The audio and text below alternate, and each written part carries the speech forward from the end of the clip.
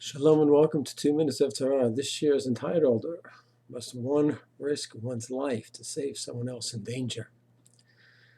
Parshat Lech Lecha, you see the case of Avram doing such a thing, where he went ahead, he hears that his nephew's in trouble, he's taken captive, and therefore he goes ahead, takes his 318 men, and he's out to war against 4 powerful kings, certainly risking his life. Rav Yaakov Kamenetsky, in his commentary, Emet Yaakov, on Parak Yudalad, Pasuk Yudalad, chapter 14, verse 14, asks, would Avram technically be chayav, obligated to go to war in such a case? And he writes, not necessarily.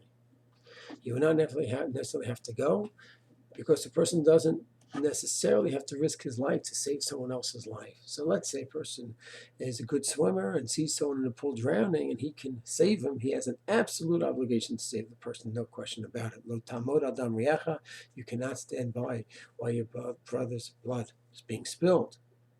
A person goes there to sees a terrorist attack, sees a person being knifed, and he has a gun. He could shoot the aggressor, no question about it.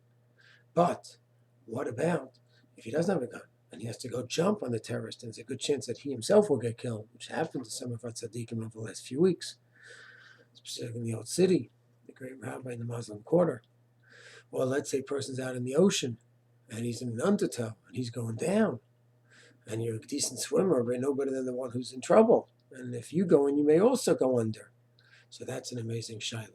So must a person go ahead and risk his life or her life to save someone else? So the Yerushalmi actually says that this person is definitely going under. He's dying.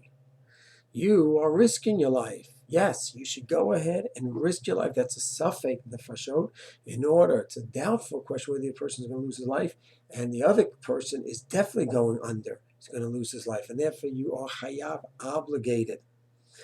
The Shulchan does not bring this case down, nor does the Rambam.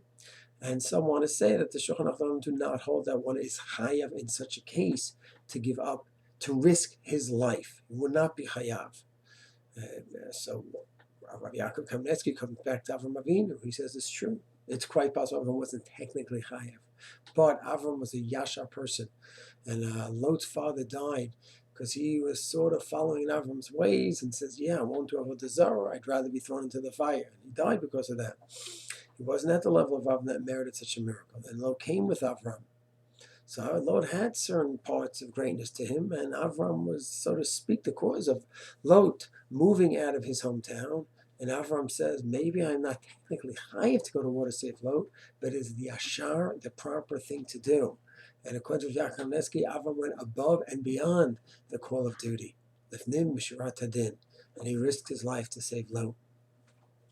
So it is a technical question whether one is chayav to risk his life or not. But it seems from Klal Yisrael today that many people are ready to go ahead and take that chance, even if they're not technically chayav to risk their life, but ready to go ahead and be like hold like the Yerushalmi, even if not technically chayav to give out to risk their life, but are willing to take that chance to save another Jew. This halacha should be contrasted with another halacha, the Hareg, the Al Yahavor, where a person is holding a Jew at gunpoint and says, violate the mitzvah or else I'm going to take your life. That we'll discuss in the next year. Is there a concept where a person can be stringent and give up his life even if he doesn't have to? Mitzvah Shem will continue this in the next year. Shalom.